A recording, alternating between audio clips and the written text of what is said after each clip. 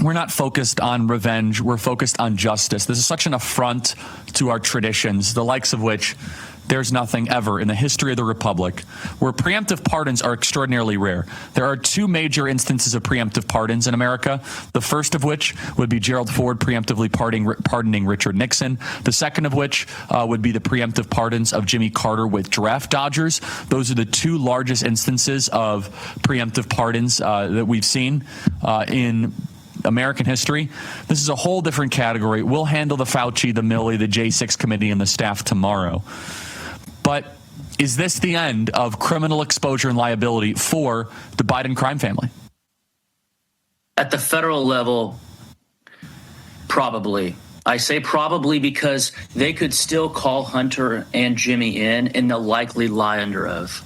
So it's contingent upon Trump's new U.S. attorneys having courage to charge them on perjury charges when they inevitably do lie. So I would urge the Congress. Sarah, she definitely needs to lose her bar license, and she did commit money laundering, but she won't know as much as Jimmy and Hunter. So I would urge the Congress to bring them in. And of course, that immunity ended January 19th. So anything going forward is fair game from a federal level. But one of the great sad stories about this saga is that the Republican AGs and county DAs didn't look and didn't basically enforce the law. There's no state level immunity for Hunter and Jimmy because of these pardons. And every single crime they committed, whether it's drugs, money laundering, prostitution, they all have a local jurisdiction component. Now, to be frank, a lot of these occurred in blue states, a lot in Connecticut, a lot in New York, a lot in D.C., a lot in California. However, Hunter's financial advisor, Edward Pruitt, lives in Fayetteville, Arkansas, where Bill and Hillary used to teach.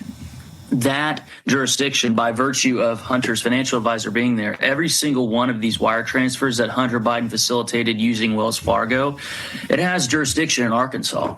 Now, there are a couple of them that are still within the statute of limitations. Most of them have passed. Of course, we've gone in and looked at what the statute of limitation is for money laundering in Arkansas. For some offenses, depending on the dollar amount, it's 6 years. For most, it's 5 years. So we're getting at the end of that. But I think there was no excuse, and the left figured this out. Now, their cases were ridiculous, and they each had a federal component to them, especially the Stormy Daniels hoax. It's a federal election component. But Hunter and Jimmy Biden's cases are much more clear-cut. They used Arkansas wires, namely their financial advisor in Fayetteville, to facilitate transactions which engaged in money laundering. That is undeniable. And even if before January 19th, somebody heard me say that, and, they doubted it, and they didn't read our 644-page book, I know I sent you guys some copies, they just need to go look at the pardon. They have to see the breadth of this thing. One more point of privilege I want to bring up. The federal judge in Hunter's Los Angeles case, the same district in which he's suing us civilly, raked Joe over the coals because there is a portion of Joe's pardon to Hunter and his recent pardon of his siblings and their spouses that is not valid, and here it is. When he pardoned Hunter and he pardoned those folks on the January 19th, he said the pardon went through the date of the pardon.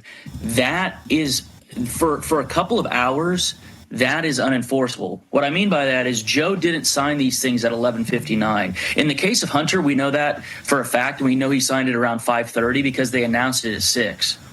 And of course, Joe is fed, wiped, and put to bed at about 8:30 every night. So we know he's not up until 11:59 signing these things. For the amount of hours, and this is technical, but just bear with me.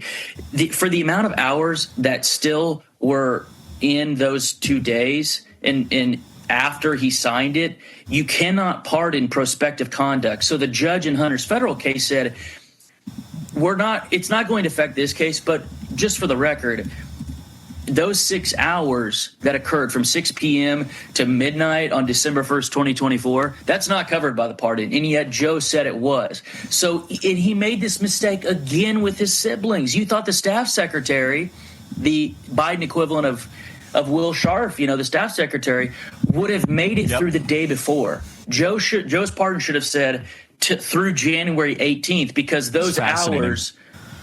It's just pathetic. That's why I wanted to bring it up. Is they made the mistake again, even after a federal judge excoriated them in the case of Hunter.